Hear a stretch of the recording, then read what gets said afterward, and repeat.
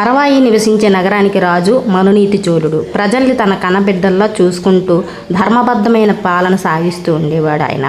ఆయన పాలనలో ధర్మం 4 పాదాల నడిచేదంటే అతిశయోక్తి కాదు. యథా రాజా తథా ప్రజ అన్న చందంగా ప్రజలు కూడా న్యాయంగా తమ జీవితాల్ని సాగిస్తూ ఉండేవారు. భగవంతుడు కూడా తమ నిజమైన భక్తులకే కఠినమైన పరీక్షలు పెడుతూ ఉంటాడు. వాటిలో విజయం సాధింపచేసేదే తానున్నానని నిరూపించుకోవడానికి ఉంటాడు ఆయన.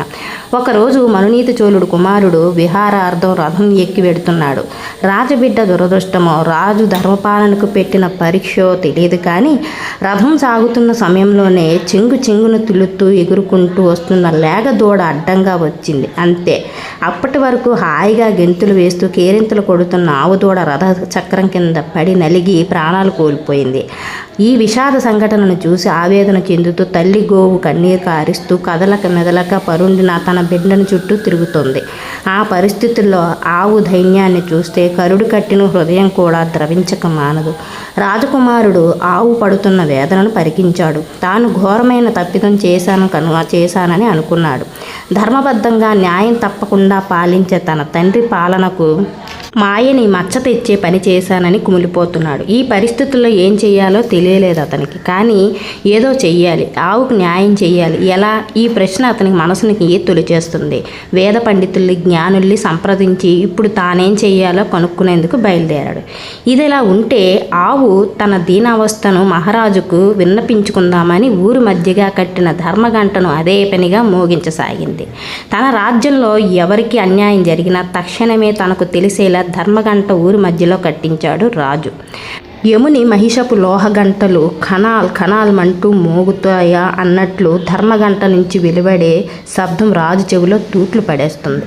ఏమైందో, ఎవరికి ఏ అన్యాయం జరిగిందో తెలుసుకురమ్మని భటులు పంపించాడు మహారాజు.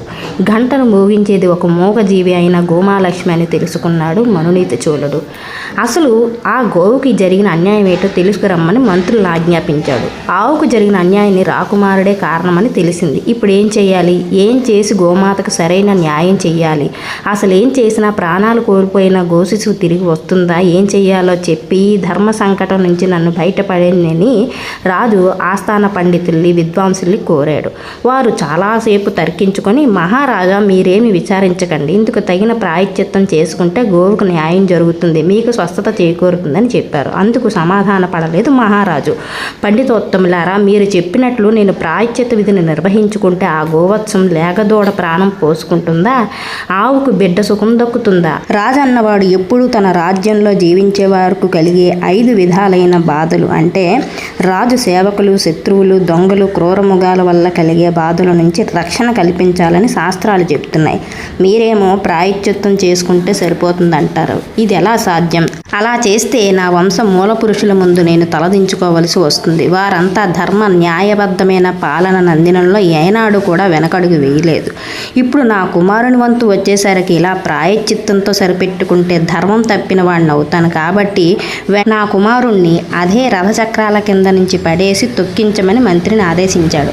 అయితే అవసరమైతే నా ప్రాణాలైనా వదులుకుంటాను, కానీ ఇంతటి కఠినమైన శిక్షను నా చేతులతో నేను విధించలేను, క్షమించండి అంటూ వెంటనే తన ప్రాణాల్ని తీసుకుంటాడా మంత్రి సత్తముడు.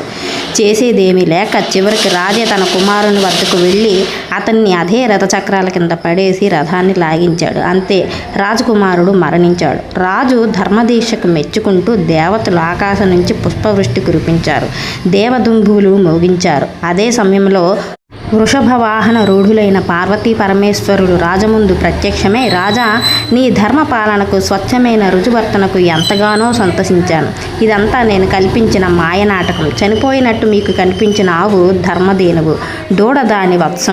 ఆచంద్ర తారార్కారం నీవు అంతులేని సుఖ సంతోషాలు అనుభవించి అంత్యంలో నా సన్నిధిని చేరుకుంటావని వరాలిచ్చి అక్కడి నుంచి అంతర్ధానమయ్యాడు పరమేశ్వరుడు. పరమేశ్వరుని లీలా విశేషం చేత చనిపోయిందనుకున్న లేగదోడ చెంగు ఎగురుకుంటూ ఆవు దగ్గరికి వచ్చి చేరుకుంది.